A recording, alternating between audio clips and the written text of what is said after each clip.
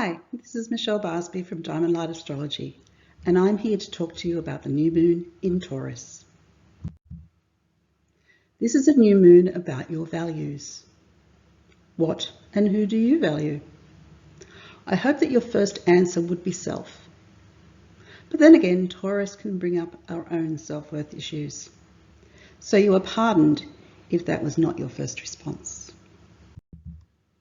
These are challenging yet evolving times, and they will continue to be.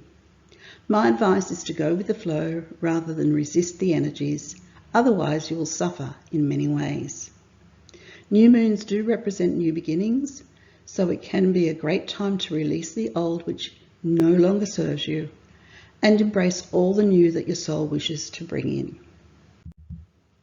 Taurus represents stability and security, consolidation, values, finances, and stubbornness. It's about building and creating things of value, particularly material things. The key words for Taurus are, I need.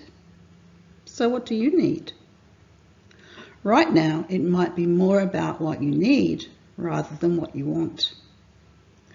What is it that our soul needs? Taurus is an earth sign, and grounding and connecting to Mother Earth and nature is very beneficial and very necessary now. So maybe that's what your soul needs. Doing this often will go a long way to healing many of your ailments, as it helps to decrease inflammation. Taurus helps us to connect with our physical bodies, and earthing is one way of helping us. Taurus is ruled by the planet Venus, who represents love, relationships, finances, beauty, and the feminine. Taurus physically rules the neck, throat, shoulders, mouth, and esophagus, whereby Venus, the ruler of this new moon, governs the stomach, liver, gallbladder, pancreas, and middle back area. If any physical symptoms come up in these areas, your diamond light of 4 or solar plexus may be blocked. So breathing into this area can really help clear the stagnant energy. The emotional pattern of denial may arise, and often it is denial of our own soul, but can come out as denial in any area of life. The gift is listening to and acting on your intuition. Not always an easy thing to do, but at least have a go. So any of these topics and areas can be in focus over the next month with new beginnings, and where there are new beginnings, there are always endings. Taurus's emotional temperament is known by the image of the bull, stubborn, steadfast, loyal, and resilient. It is a fixed sign, so Taurians don't often cope well with change, unless of course they have more flexible planets in their chart. The new moon is in a challenging aspect to Pluto and Mars, who are both forming a tight opposition, a bit like a seesaw. So be aware of emotions suddenly appearing, and you may unexpectedly release them in a myriad of ways. So beware of anger, agitation, power, and control from others, but also watch out for these emotions surfacing in yourself as well. Find practical ways to release any of these emotions, and of course getting out and connecting with nature will help immensely, and that includes water too. Being active can help as well, so going to the gym or doing a sport or going for a run, any of these could help.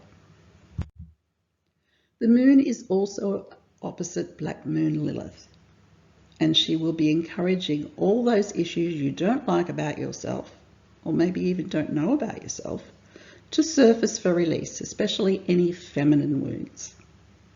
This full moon is also an integral part of a planetary pattern that is termed a fixed grand cross. And this is a very challenging energy.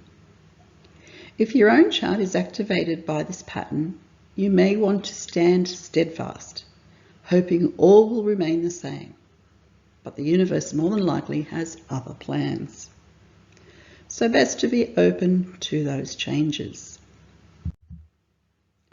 Uranus, the planet of change, the sudden and unexpected, is still in the late degrees of Taurus, getting stronger by the minute. Best to connect with Uranus now so that he may help you with any change rather than leaving it up to his unexpected qualities, which may cause chaos and suffering. Uranus is the great awakener, and it is way past our time to wake up and move with these energies. If you know your chart, looking at which house Taurus is in will give you an inkling of the areas of your life under the microscope. Those born the 26th to the 28th of January, the 27th to the 29th of April, the 29th to the 31st of July, and the 30th of October to the 1st of November may feel this new moon more strongly than others. Ground yourself, look after and respect Mother Earth and your divine body, of course. Listen to your intuition and go with the flow. What else could be more important than that? Love and blessings. This is Michelle Barsby from Diamond Light Astrology signing off, and please make sure you like and subscribe so I can bring you more exciting planetary information. See the links below in the description to my website and Facebook group. See you on the next video.